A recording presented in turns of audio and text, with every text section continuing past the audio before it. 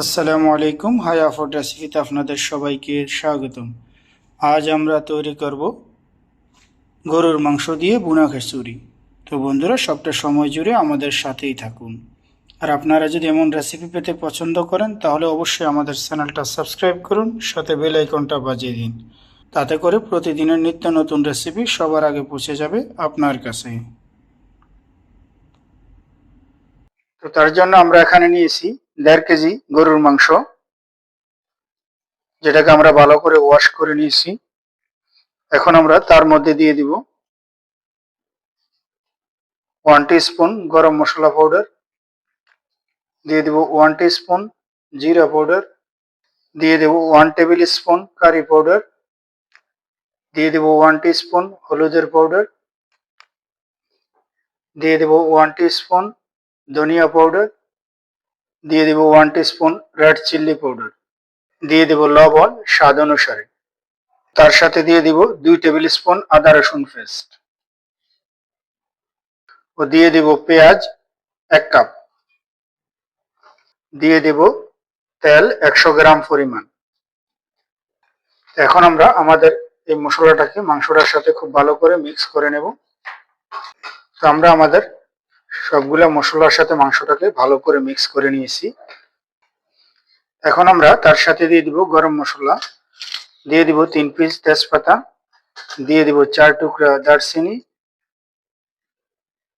দিয়ে দিব 10 পিস এলাচি, দিয়ে দিব একটা স্টার মশলা, দিয়ে দিব 15 পিস লং, দিয়ে দিব 20 পিস গোলমরিচ।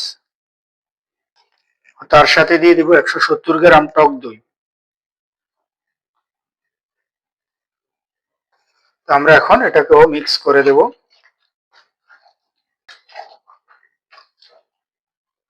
এখন আমরা আমাদের চুলাটাকে হাই করে আমাদের মাংসটাকে কুক করে নেব। তো আমরা কিছুক্ষণ পর পর আমাদের মাংসটাকে একটু নেড়ে দেব।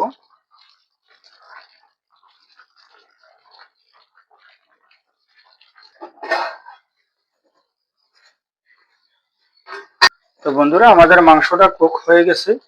দেখুন, মাংসটা থেকে তেলটা আলাদা হয়ে গেছে। আমরা মাংসটা এমন ভাবে কুক করব যেন মাংসটার মধ্যে কোনো পানি না থাকে। আমরা এটার মধ্যে কোনো পানি ব্যবহার করিনি, মাংস থেকে যে পানিটা বের হয়েছে তা দিয়ে আমরা মাংসটাকে সিদ্ধ করে নিয়েছি। তো এখন আমরা আমাদের মাংসটাকে উঠিয়ে নিব। তো এখন আমরা চুলার মধ্যে বসিয়ে দিব কিছু মুগ ডাল। এখানে আমরা 200 গ্রাম মুগ ডাল নিয়েছি। আমরা মুগ ডালটাকে খুব ভালো করে ফ্রাই করে নেব। এটাকে খুব অল্প আঁচে ফ্রাই করতে হবে। যখন আমাদের ডালটা থেকে খুব সুন্দর একটা গ্রান বের হবে তখন আমরা বুঝবো যে আমাদের ডালটা হয়ে গেছে। তো আমরা তখন ডালটাকে উঠিয়ে নিব। তার সাথে দিয়ে দিব আমরা 50 গ্রাম মসুরির ডাল। মসুরির ডালটাকে ফ্রাই করতে হবে না, এজন্য আমরা এটাকে পরে দিয়েছি। আমাদের ডালটা ফ্রাই হয়ে গেছে। এখন আমরা এটাকে উঠিয়ে নেব। আমরা এখানে নিয়েছি 500 গ্রাম বাসমতি চাউল। তার সাথে আমাদের ফ্রাই করা ডালটা দিয়ে দিব। তারপর এটাকে ওয়াশ করে পানির মধ্যে ভিজিয়ে রেখে দেবো আধা ঘন্টার জন্য। এখানে আমরা চাউল যেতটুকু নিয়েছি তার অর্ধেক পরিমাণে ডাল দিয়েছি। তো আমরা চুলার মধ্যে বসিয়ে দিয়েছি একটি ফ্রাই প্যান, তার মধ্যে দিয়ে দেব তেল।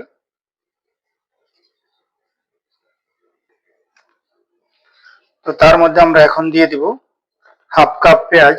আমরা পেঁয়াজ বেরেস্তা তৈরি করে নেব।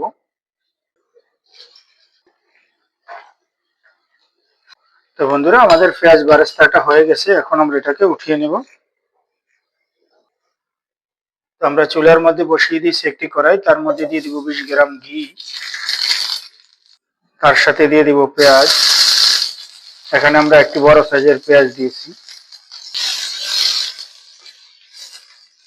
তার সাথে আমরা দিয়ে দিব 10 পিস গোলমরিচ, 4 পিস এলাচি, 6 পিস লবঙ্গ, 2 টুকরা দারচিনি, দিয়ে দিব একটা স্টার মশলা, দিয়ে দিব 1 পিস তেজপাতা।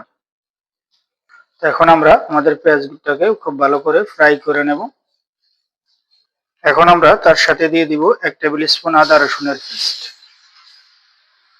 তো আমাদের পেঁয়াজটা ফ্রাই হয়ে গেছে, এখন আমরা তার মধ্যে দিয়ে দিব আমাদের চাল আর ডালটা, যেটাকে আমরা আধা ঘন্টা ভিজিয়ে রেখেছি। তো এটাকে আমরা আমাদের পেঁয়াজটার সাথে খুব ভালো করে ফ্রাই করে নেব। আমরা চালটাকে 10 মিনিট অল্প আঁচে ফ্রাই করব। আমাদের চালটা ফ্রাই হয়ে গেছে, এখন আমরা তার মধ্যে দিয়ে দিব গরম পানি।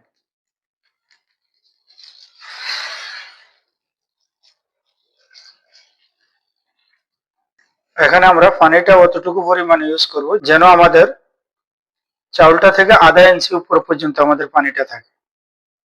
এখন আমরা দিয়ে দিব কিছু পরিমাণ লবণ।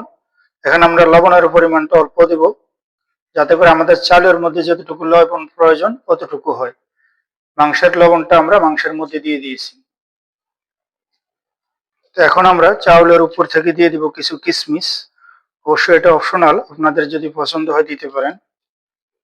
তো এখন আমরা এটাকে ঢাকনা দিয়ে কুক করে নেব 5 মিনিটের জন্য। তো আমাদের 5 মিনিট হয়ে গেছে। যখন আমাদের চালটা এরকম সামান্য পরিমাণে একটু উপরের দিকে আসবে, তখন আমরা তার মধ্যে দিয়ে দিব আমাদের মাংসটা।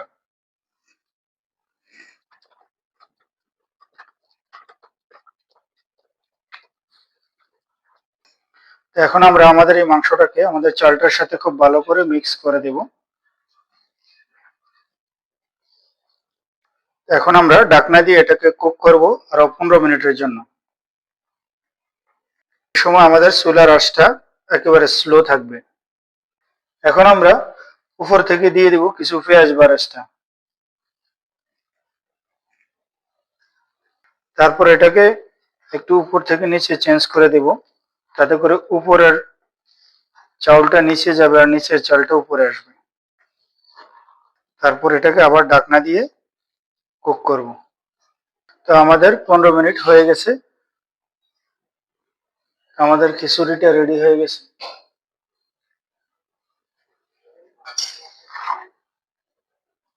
দেখুন কেমন হয়েছে। তো বন্ধুরা, আমাদের ভুনা খিচুড়িটা একবারে পারফেক্ট ভাবে রেডি হয়ে গেছে। দেখুন কতটা সুন্দর হয়েছে, দেখুন কতটা জর্জরে হয়েছে। তো আমরা এখন আপনাদেরকে সার্ভ করে দেখাচ্ছি আমাদের ভুনা খিচুড়িটা কেমন হয়েছে।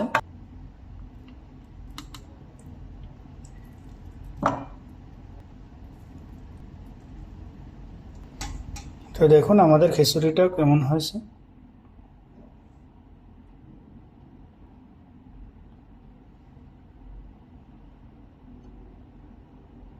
তো আমাদের এই রেসিপিটা যদি আপনাদের ভালো লাগে, অবশ্যই আপনারা ট্রাই করবেন আর আপনাদের অনুভূতিগুলো জানাবেন হায়া ফুড রেসিপিতে কমেন্টের মাধ্যমে। তো দেখা হবে ইনশাআল্লাহ পরবর্তীতে অন্য কোনো ভিডিওতে। আল্লাহ হাফেজ।